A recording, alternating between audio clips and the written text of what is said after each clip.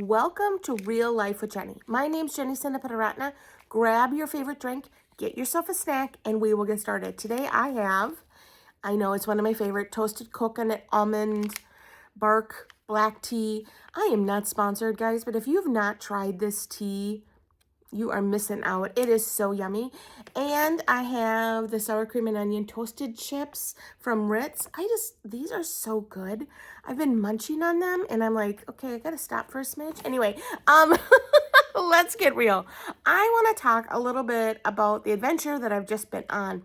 It is a different kind of adventure than you've been hearing about. It is an adventure of staying at my mom's house. Yes, it has been 30 years since, well, okay, maybe 28 years, because we moved into my mom's house about 2 years into our marriage for like 4 months.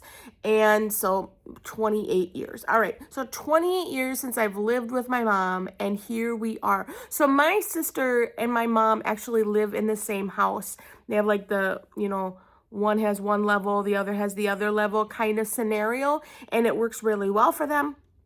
But my sister decided to go to Japan, and I was like, you know what? I'll move in.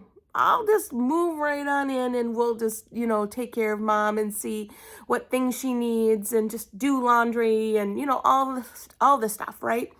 And so I decided that that was what I was going to do, thinking this is an adventure of a lifetime. We'll see how it goes. I haven't lived with my mom in 28 years. We'll see if we can get along. And actually, that was amazing. Like spending time with my mom. I used to work with my mom. We worked together for 16 years.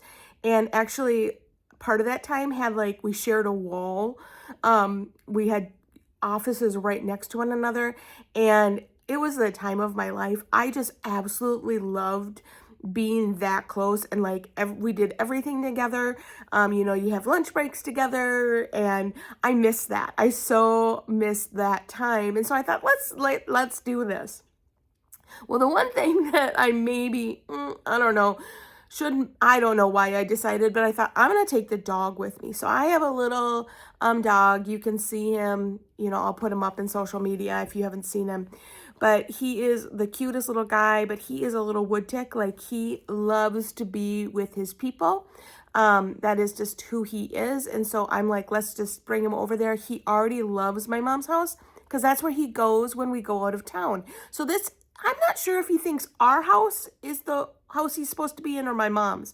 Because he's at my mom's almost as much as here. So I'm not sure if he really knows where he belongs.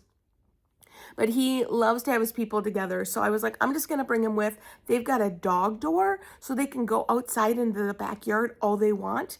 And so I just thought that's so fun. So I brought him with, but they also have a cute little white dog.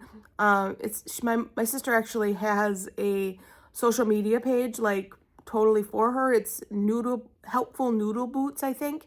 I'll tag that somewhere. And so she puts up pictures of her dog, and she writes books about her dog. So she is a doggy princess. Let's just be real. That's who she is. And she's not a big fan of me.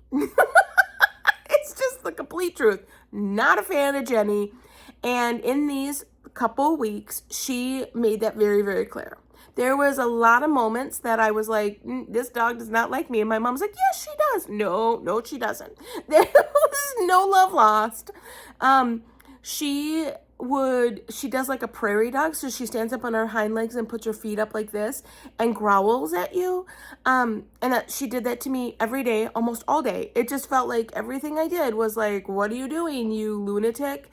And I would give her a treat and it wasn't the right one. I mean, it was a mess. I would feed her and she would look at me like, no, do that again, servant. And that was the truth. It was just, I sat in her chair, which is my sister's chair at night. I would go in my mom's room and we'd sit and watch TV together, and the dog would growl at me because I was in her space, and she would do things to get me to move. And it was just everything I did was wrong. Everything I did, I fed them wrong. I gave them treats wrong. I let them out wrong. Because my sister's a night owl.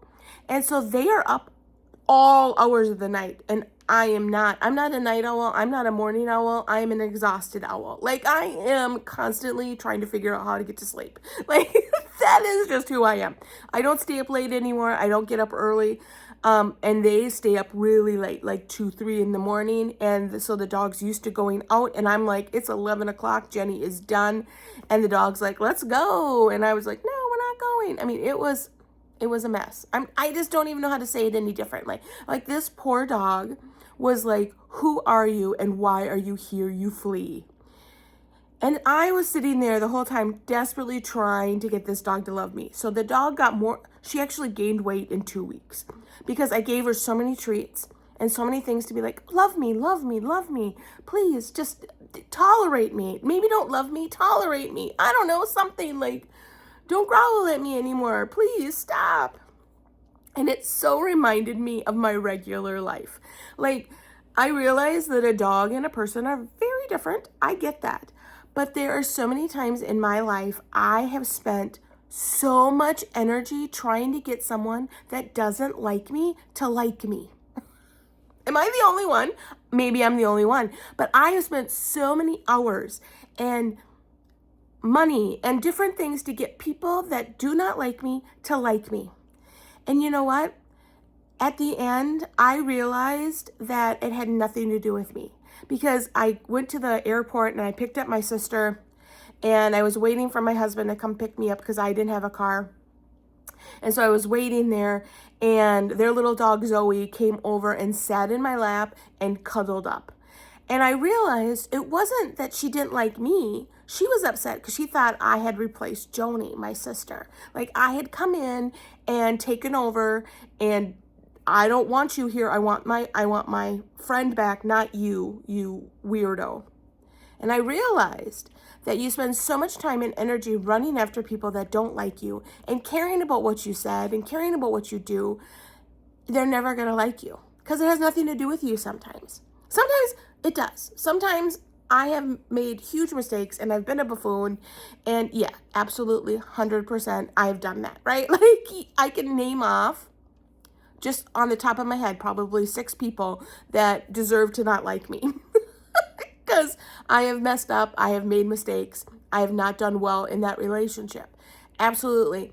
But there are people out there that even like on social media that you're like, why don't you like me? Like, why every time I say something, you're like, no. Like, every time. Why in the world do I spend so much energy focused on them when it really has nothing to do with me? And so I just wanted to encourage you this week in a very simple way that it's not always about you. It's not about you. It's not about whether you're doing everything right and checking all the right boxes and you're saying all the right things, because you know what? No matter what you do, you're going to make people angry. It's just the truth of the matter. Like, you work really hard and people are like, you're a workaholic. You don't work at all. They're like, you're lazy. Like, there's no winning. You just sometimes just have to be who you are and who God has called you to be, and not worry about other people, which is so difficult. In my 20s, I wish someone would have told me that. I wish someone would have come down and said, Jenny, you are fine who you are. Because I remember those years of trying to fit in as a pastor's wife, like nobody's business, like trying to be part of the cool group, right? Like, you're trying to be part of this group that never is gonna bring you in. You're not part of their church. You're just never gonna be part of it, no matter what you do. And I aimed for that. And then one day God was like, Jen, I've brought people into your life. Be comfortable with who I bring into your life. And I have completely changed my attitude as far as, my friends are ride and die. Like, you know what I mean? Like, there's just the kind of people that, like, you call me, I am there. Like, let's do this, woot.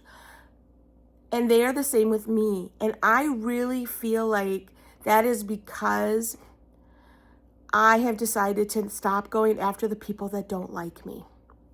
It's hard. Because there are people that you're like, I really want to get to know them. I really like, and they are like, yeah, sure. I'd love to get together with you. And then they never text you back. They never call you back. No, I don't call people anymore. They never DM you anymore. Like, they just kind of ghost you is now the term, I believe. I'm so not cool. Now I'm pretending to be cool and it's not real. Jen.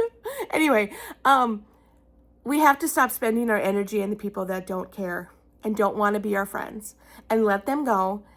And if they want to come around, they will. They will, just like the little dog, little Zoe, who wanted nothing to do with me and was supposed to sleep in the bed with me and was like, I am not doing this. I would rather sleep on the cold, hard floor than be with you. Like, I'm not doing this. And did. For 2 weeks, slept on the cold, hard floor where she has a cute little bed and cushions. I mean, like, princess, like so fabulously a princess dog. And would not sleep there because it was with me and she didn't want to be around me.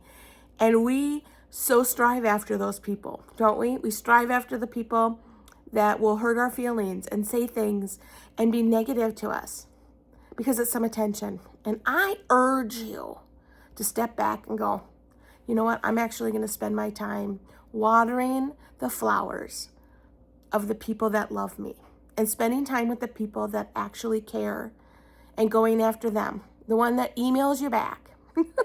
Go after that friendship. Stop chasing after the ones that want nothing to do with you. You know what? My favorite saying is, you're not everybody's cup of tea. And it's the truth. It may not have anything to do with you. It may just be that you're just not their cup of tea. You're maybe too funny for them. I don't know. That's what I decide. I'm like, I am way too funny for these people. They just want to be sad and lonely, so they don't need my friendship. Okay, that's probably not true, but wouldn't that be great if that's how I really felt? Anyway, that's all I have for this week. I hope that you know that you are worth more than going after someone that doesn't want that relationship. Put your effort into the relationships that you have that want to be with you. Maybe it's someone that sends you messages and you're like, I don't know, they're kind of weird. I don't know, this is weird.